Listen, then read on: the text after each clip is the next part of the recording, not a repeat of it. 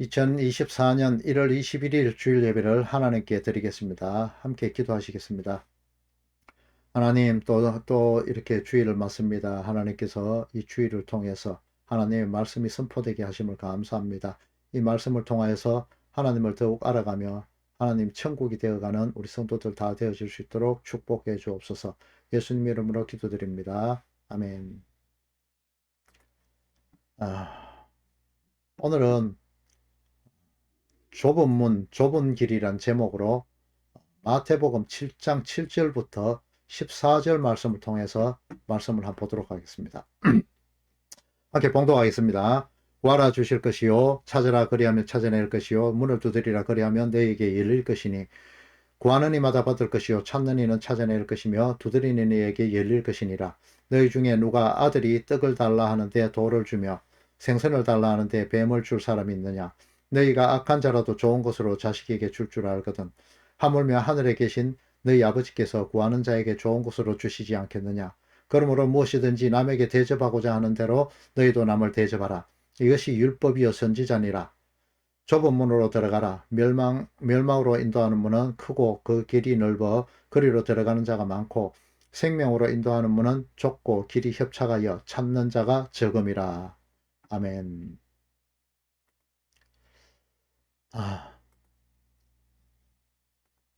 지난 주일은 오늘 본문의 말씀을 통해서 구하라, 찾으라, 두드리라에 대해서 공부해 봤습니다. 성도가 유한의 세상을 살면서 구해야 할 것, 그러니까 아이테오 해야 할 것, 원래 내 것인 양 뻔뻔스럽고 당당하게 구할 수 있는 것은 변함없으신 그 하나님의 그 태초에 신실하신 그 약속 때문이죠. 비유로 나왔던 그 가족과 함께 잠자는 친구로 그래 나온 그 안식의 자리에 있는, 아니 그 안식이신 그런 성령 하나님을 통하여서 그것은 구할 수 있는 것이다.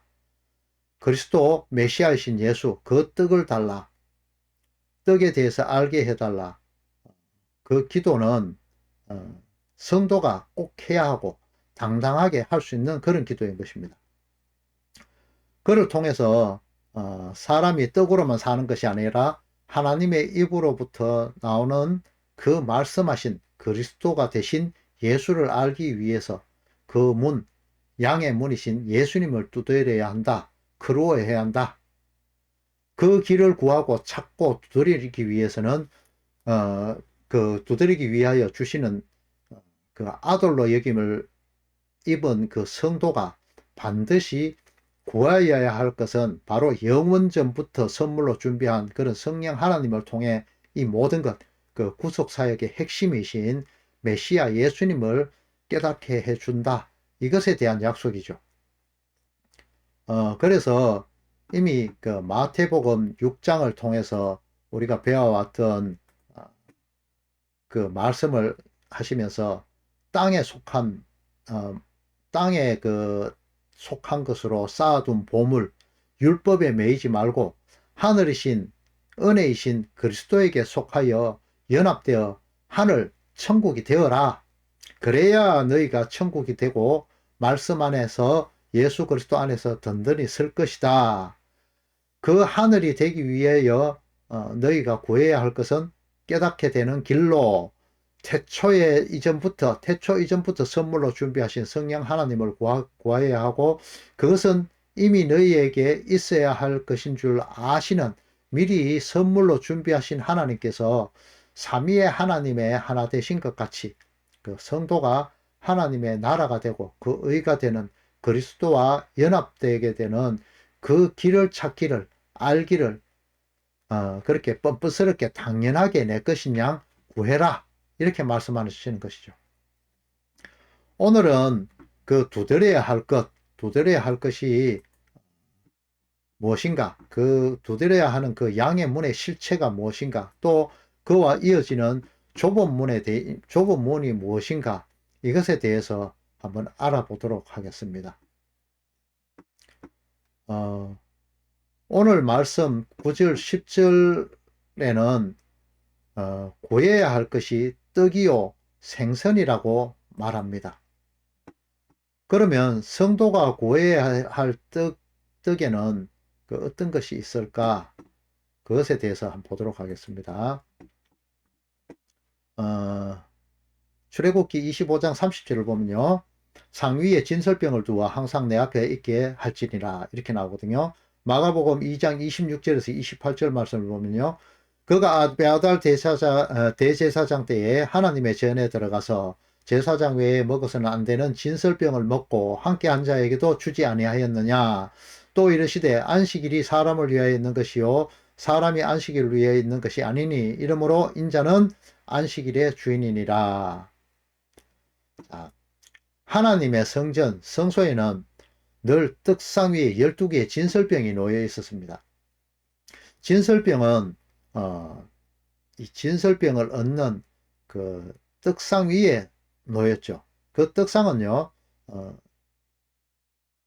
우리나라 말로 하면은 그 가시나무죠. 이 가시나무로 만들었는데 그 위에다가 금을 뒤집어 씌웁니다. 이것은 뭔가 아마 예수 그리스도의 모습을 상징하거든요. 인간들이 율법에 젖은 인간들이 아무것도 아닌 모퉁이에 버린 돌처럼 버린 돌인데 모퉁이 돌이 되었다 하는 그 버리는 그 돌, 건축자의 버린 돌 이런 것 같이 아무것도 아닌 가시 같은 그런 예수님이 바로 왕이다. 이것을 나타내는 것입니다. 이것은 그 성결한 그 성결하다고 구별했던 그 떡상뿐만이 아니라 언약궤 역시 마찬가지로 이렇게 만들었죠. 이 떡상 위에는 진설병 12개가 두 줄로 6개씩 두 줄로 놓여 있는데 이것은 바로 12지파를 상징하죠. 그리고 현재에는 현재의 그 성도를 상징하기도 합니다. 이 진설병은 새로운 안식일 아침마다 더운 떡으로 다시 바꾸거든요. 새로운 떡으로 바꿉니다. 이 12개의 떡은 성결한 자인 제사장만이 그것을 또 거룩한 곳에서만 먹어야 합니다. 거룩한 떡이신 예수 그리스도의 성결함을 받은 그런 성도가 구해야 하는 것, 찾아야 되는 것, 알게 되는 것, 먹게 되는 것, 그것은 바로 참 대제사장이신 예수 그리스도에 의해서 성도가 연합되는 그런 장면, 먹게 되는 그런 장면을 보여주는 것이죠. 이 떡이 바뀌는 때가 바로 새롭게 돌아오는 안식일이죠. 이것은 참된 안식일에 그리스도로 인해서 새롭게 거룩함으로 태어난다 이런 의미를 담고 있습니다. 안식일이 7번 지난 다음 해, 그러니까 희년, 천년왕국, 새하늘과 새 땅, 이것을 맞이하는 것, 이것이 바로 새로운 안식일에 더운 떡을 드려지는 모습, 이것으로 보여주는 것입니다. 이 새로운 떡, 이것은 바로 하나님의 떡이라고 나타나죠. 하나님의 떡. 신약에 와서 예수 그리스도가 구약에서의 안식일에 드려지던 그런 떡의 실체로 드러나는 것입니다. 요한복음 6장에서 참된 생명의 떡이신 그리스도에 대해서 이렇게 기록이 쭉 되어 있는데 지금 띄어진 자막은 거기에서 일부만 발췌해서 띄워놓았습니다. 오병이어의 기적을 보여주시지만은 그들은 참된 생명의 떡을 알아보지 못합니다. 아직 성령의 임재가 없었고 예수님이 그리스도가 되시기 이전이기 때문에 그렇거든요. 예수님이 부활하고 난 이후에 그리스도라고 지칭되었다는 점 여러분 기억하십니까? 오병이어의 기적을 본 자들은 이제 평생 굶지 않게 되었다 그렇게 생각하게 되죠. 그리고 이 땅의 만족, 이 땅의 만족을 채울 수 있는 내가 가지고 싶은 것을 채울 수 있는 그분으로 예수님을 오해하게 되죠. 그러니까 그들은 예수님을 자기들의 임금, 세상의 임금으로 세우려고 그렇게 하죠. 그렇게 해놓으면 자기들의 만족은 영원히 채울 수 있으니까 말이죠. 그러니까 예수님은 그들을 보고 바로 이것을 떠납니다. 요한복음 6장 1절에는 갈릴리 바다 건너편으로 넘어가서 오병이어의 그 기적을 베푸신 후에 다시 17절에 배를 타고 갈릴리로 돌아오는 그 여정이 기록되어 있습니다.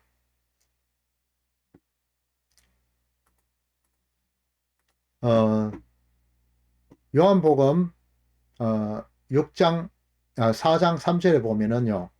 4장 3절 또 마태복음 26장 32절 마가복음 16장 7절에 보면은 이 갈릴리에 대해서 자세히 드러내주고 있거든요. 갈릴리 바다 건너편은 바로 모압 평지 그 이방의 땅을 이야기하고 있거든요. 요수아가 구약의 요수아가 이끄는 그 가나안 땅을 향하던 하나님의 군대라고 표현된 이스라엘 백성들 이들이 그곳에 진을 치고 있었습니다.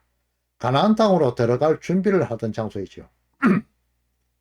하나님이 주신 땅이 아닌 곳, 천국을 상징하던 가나안이 아닌 곳을 의미하는 것이죠.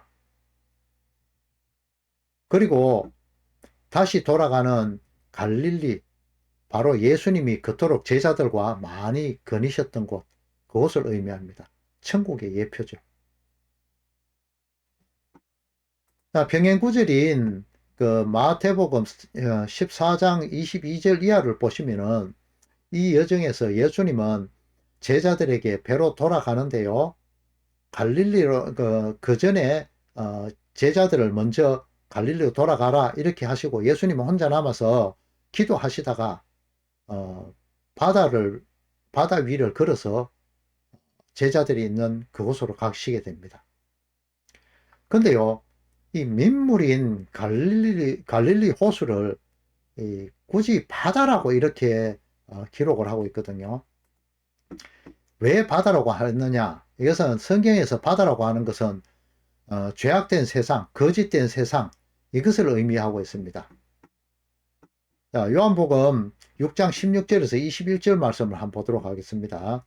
저물매 제자들이 바다에 내려가서 배를 타고 바다를 건너 가버나움으로 가는데 이미 어두웠고 예수님은 아직 그들에게 오시지 아니하셨더니 큰 바람이 불어 파도가 일어나더라. 제자들이 노를 저 시베리쯤 가다가 예수께서 바다 위로 걸어 배에 가까이 오심을 보고 두려워하거늘 이르시되 내니 두려워하지 말라 하신대 이에 기뻐서 배로 영접하니 배는 곧 그들이 가려던 땅에 이르렀더라. 이 죄악된 세상을 살아가는 예수님의 12 제자들은 힘에 겨우 노를 졌습니다. 그들은 예수님과 절겨 함께 하던 그런 갈릴리 지방 가브나움으로 가고자 노력을 했잖아요. 그런데 파도가 일어났습니다. 이거 바로 세상의 근심, 걱정 이것들을 이야기할 수 있겠죠. 이것에 휩싸여서 힘겹게 노를 젓고 있습니다. 예수님이 함께 하시지 않은 그 상황을 바로 보면은 어둡다, 밤이다 이렇게 기록하고 있죠. 이때 예수님은 저주의 그 바다를 밟으시고 그 제자들에게로 오십니다. 계시록에 바다에서 올라오는 짐승 그 나오죠. 그 사탄 마귀를 밟는 그 장면 그것을 예고로 한번 보여주시는 겁니다. 이 장면을 본 제자들이 예수님을 유령이라고 표현을 하거든요. 그러면서 무서워합니다.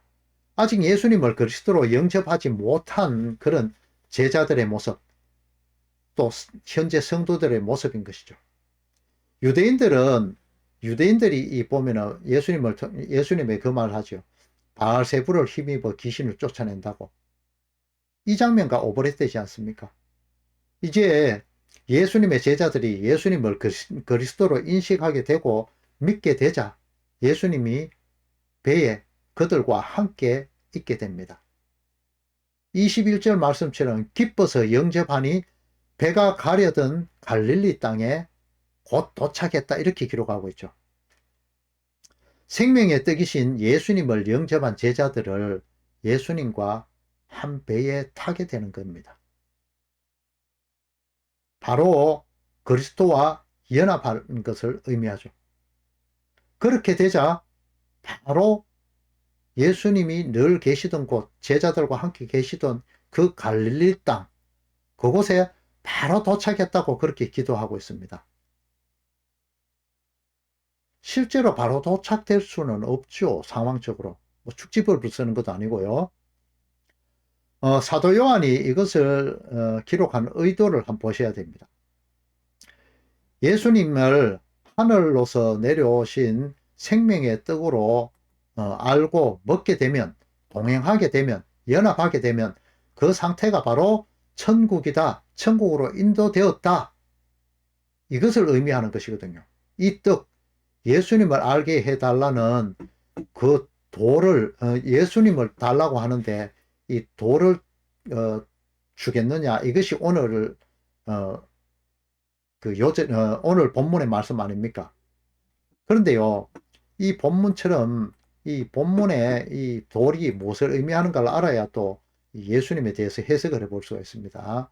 마태복음 24장 1절 2절 한번 보겠습니다. 예수께서 성전에 나와서 가실 때에 제자들이 성전 건물들을 가리켜 보이려고 나오니 대답하여 이르시되 너희가 이 모든 것을 보지 못하였느냐? 내가 진실로 너희에게 이르노니 돌 하나도 돌 위에 남지 않고 다 무너뜨리리라.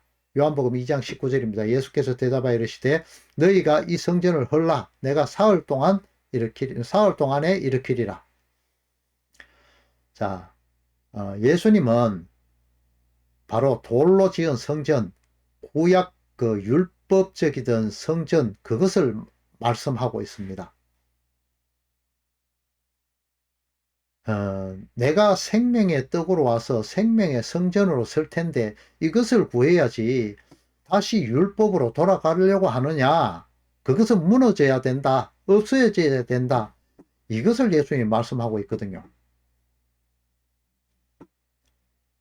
마태복음 어, 마태복음 7장 10절을 보면은요. 오늘 본문이죠. 생선을 달라 하는데 뱀을 줄 사람이 있겠느냐? 이것에 대해서 한번 보도록 하겠습니다. 이 생선이라는 단어가요. 이 크티스라는 그런 헬라어거든요. 요한복음 21장 4절에서 9절, 그 다음에 13절을 한번 보도록 하겠습니다. 날이 새어갈 때에 예수께서 바닷가에 서셨으나 제자들이 예수이신 줄 알지 못하는지라. 예수께서 이르시되 얘들아 너희에게 고기가 있느냐 대답하되 없나이다. 이르시되 그물을 배 오른편에 던지라 그리하면 잡으리라 하시니 이에 던졌더니 고기가 많아 그물을 들 수 없더라. 육지에 올라보니 숯불이 있는데 그 위에 생선이 놓였고 떡도 있더라. 예수께서 가셔서 떡을 가져다가 그들에게 주시고 생선도 그와 같이 하시니라. 예수님께서 친히 준비하신 그런 물고기와 떡이 있어서 그것을 제자에게 주셨다고 기록하고 있습니다. 그런데 그 전에 예수님이 너희에게 고기가 있느냐, 물고기가 있느냐, 이것을 물어보죠. 근데 여기에 물어보는 헬라 원문을 보면요. 부정의문문으로 띄우는 자막을 보시면 매라고 표현된 부분이 있죠. 이 부분은 부정적인 대답을 기다리는 그런 의문문일 때에 사용되는 단어거든요. 예수님은 제자들이 먹을 것이 없다는 답변이 나올 것을 알고 질문하셨다는 겁니다. 너희가 먹을 것을 가지고 있지 못하지. 이렇게 번역할 수 있거든요. 그리고는 그물을 배 오른편에 던지라 제자에게 그렇게 말씀하시죠. 마태복음 6장 3절을 보면요. 너는 구제할 때 오른손이 하는 것을 왼손이 모르게 하여 이렇게 전에 공부하신 적이 있죠. 이 오른편에 던지라 이렇게 했는데 그물을 오른편에 던지라 했는데 이것을 마태복음 6장 3절에 그 오른손 왼손 할 때 이것을 공부할 때 이 오른손 왼손 왼편 이것에 대해서 알아봤습니다. 그 마태복음 25장 32절 46절을 보면요. 오른편에 양을 두고 왼편에 염소를 두고 심판하시는 예수님의 모습이 나옵니다. 이때에 그 오른편에는 양을 두고 왼편에는 염소를 두시죠. 바로 옳다고 말할 때 사용하는 그 옳은 이것을 말하죠. 이것은 바르다 이런 뜻입니다. 하나님의 편에 선 자들 이 자들을 바로 그 옳다 이렇게 표현하시는 거죠. 그 오른편에 그물을 던지라고 또 사람을 낚는 어부가 되게 하겠다 이렇게 말씀하시는 겁니다. 그리고는 최후의 만찬에서처럼 그 예수님이 떡과 물고기를 나누어 주시죠. 오늘 본문에 그 마태복음 7장 9절에서 10절을 보면은 그 보이는 그 떡과 생선, 그것이 바로 오늘 보면은 그 요한복음에 나오는 그 예수님이 제자들에게 그물을 오른편에 던지라 하고 153마리의 그 고기를 건지낸 이후에 제자들이 나올 때에 떡과 생선을 주는 그 모습, 그것과 똑같은 모습이 나오죠. 예수님은 이것, 떡과 생선 이것을 주시겠다는 것이거든요. 이에 대응되는 것으로 된 그 구약의 그 성전으로 율법, 무거운 짐을 주시지는 않는다. 이런 의미에서 말씀하는 것입니다. 그럼 생선 대신 뱀을 주지 않는다고 하셨는데 왜 하필 이 뱀일까요?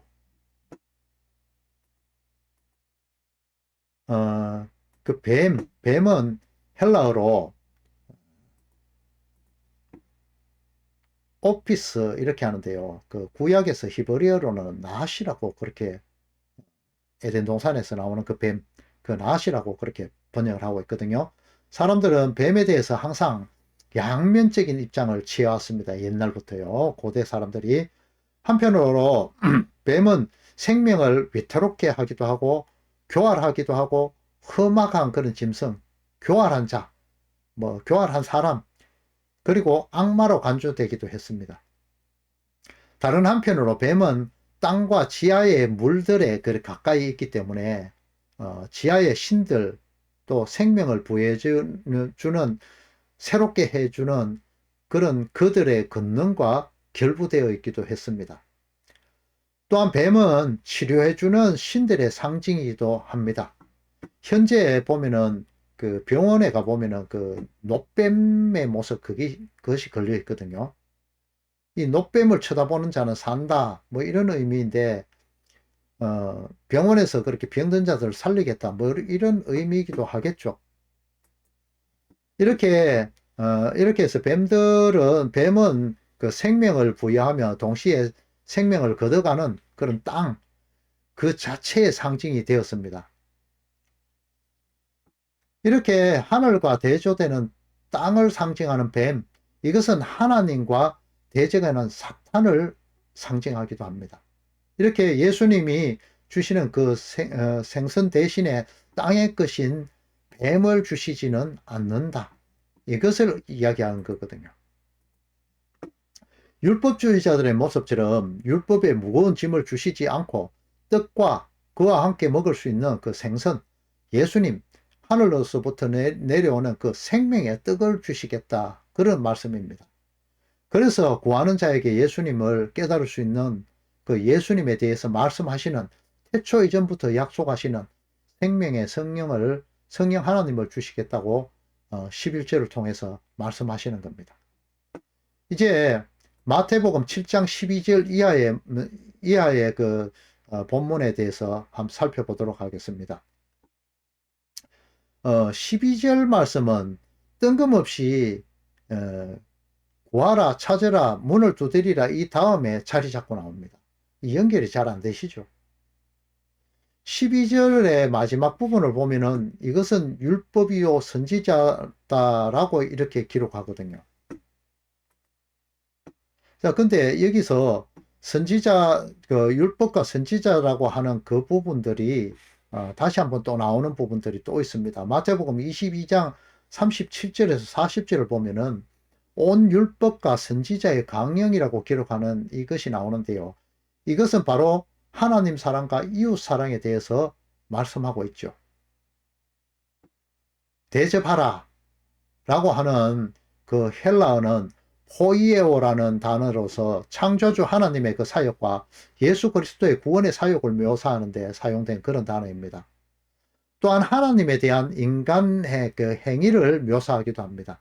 결국 오늘 본문에 대접하는 것은 바로 하나님으로부터 받고 싶어 구하고 찾고 두드려 성령 하나님을 깨닫게 하심으로 인해서 받게 된 그 사랑, 그 구원, 그것을 남으로 표현된 나의 이웃에게 흘려주라는 그는 성경 전체의 흐름과도 일맥상통하는 겁니다.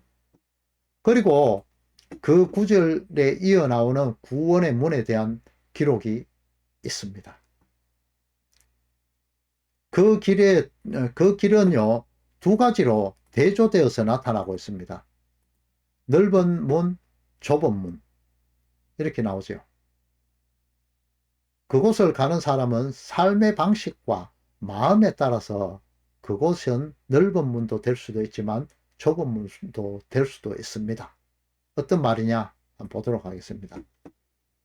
자, 예수님을 그리스도로 믿지 않고 배척하는 자들, 그러니까 바리새인과 서기관으로 대표되죠. 이들이 가르치는 것은 의를, 율법을 따르는 자, 그런 자들이라고 표현되는 겁니다. 똑같은 십자가의 도가 주어지지만 이들은 그 십자가의 도가 율법으로 밖에 보여지지 않는 겁니다. 그것을 미련한 것으로 여기는 자들의 삶, 그것은 예수님의 단번에 죽으심으로 구원을 이루심을 믿지 않고 오늘날도 보면 양과 염소를 잡아서 제사하는 그 제사의 모습처럼 날마다 그렇게 내 잘못에 대해서 회개하는 그런 자들입니다. 이 회개에 대해서 나중에 한번 다시 언급하도록 하겠습니다.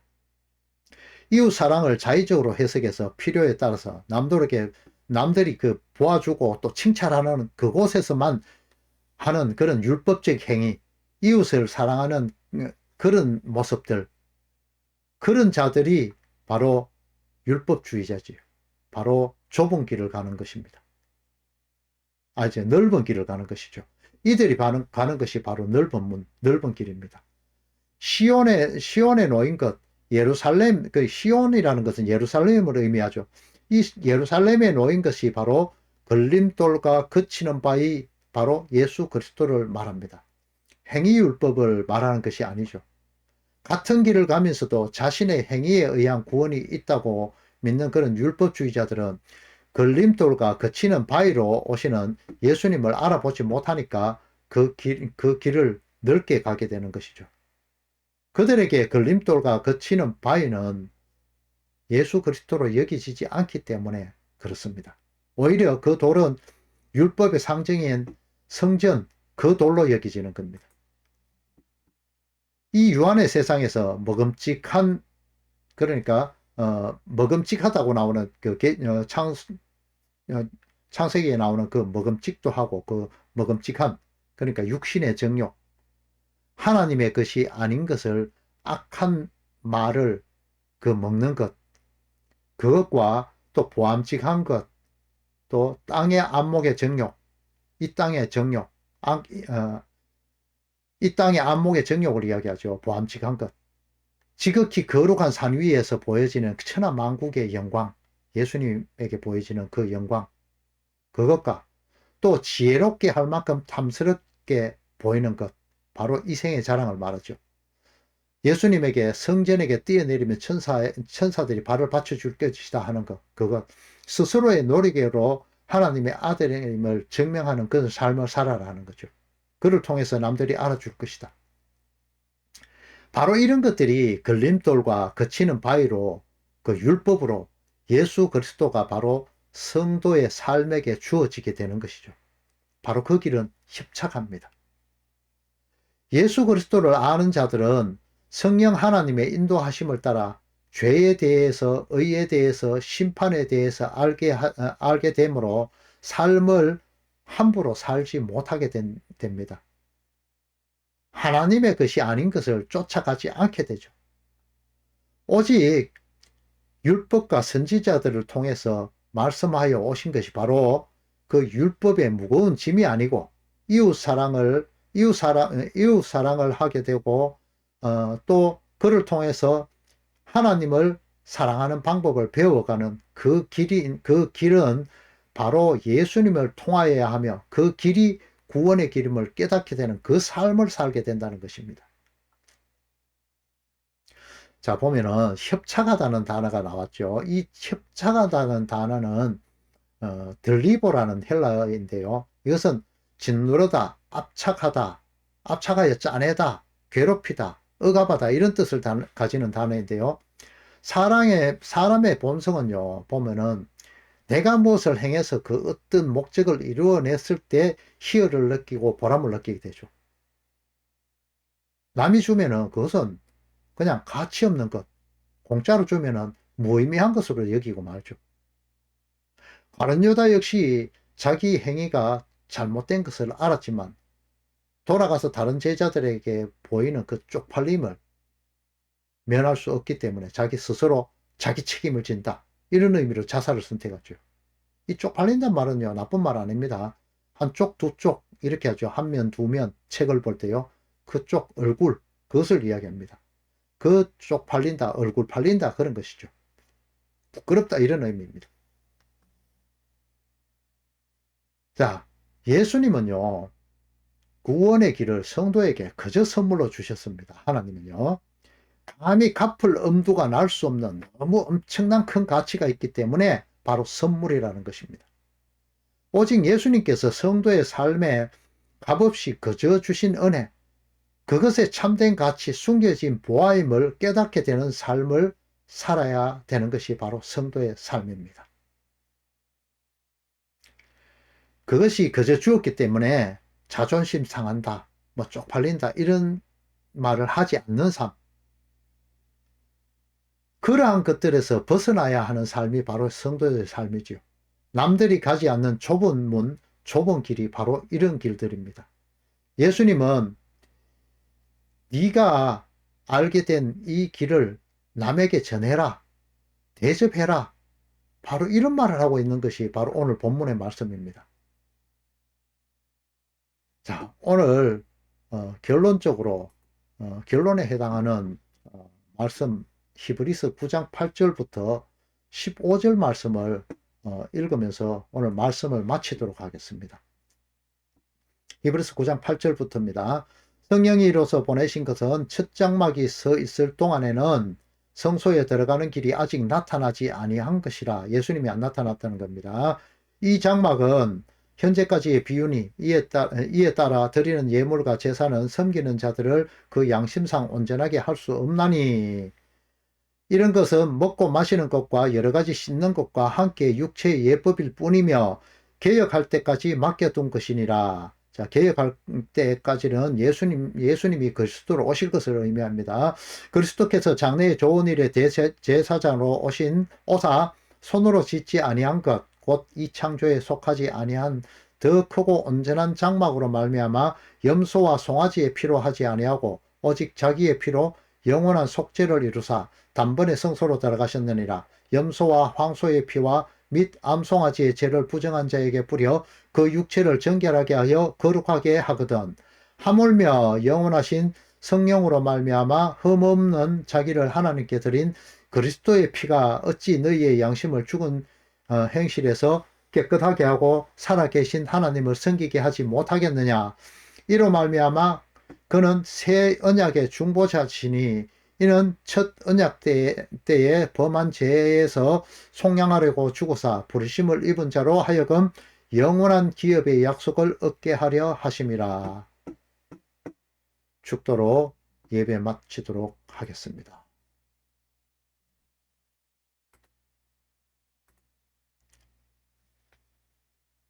이제는 우리를 구원하시고 교회의 머리가 되신 성자 하나님의 크신 은혜와 독생자를 통하여 베푸신 성부 하나님의 크신 사랑과 성령 하나님의 교통하심이 예수 그리스도만을 생명의 떡으로 알고 그분과 하나 되기 위하여 늘 기도하며 좁은 문, 좁은 길을 걷기를 소망하는 모든 성도들 위해 이제로부터 영원토록 함께 있을지어다. 아멘.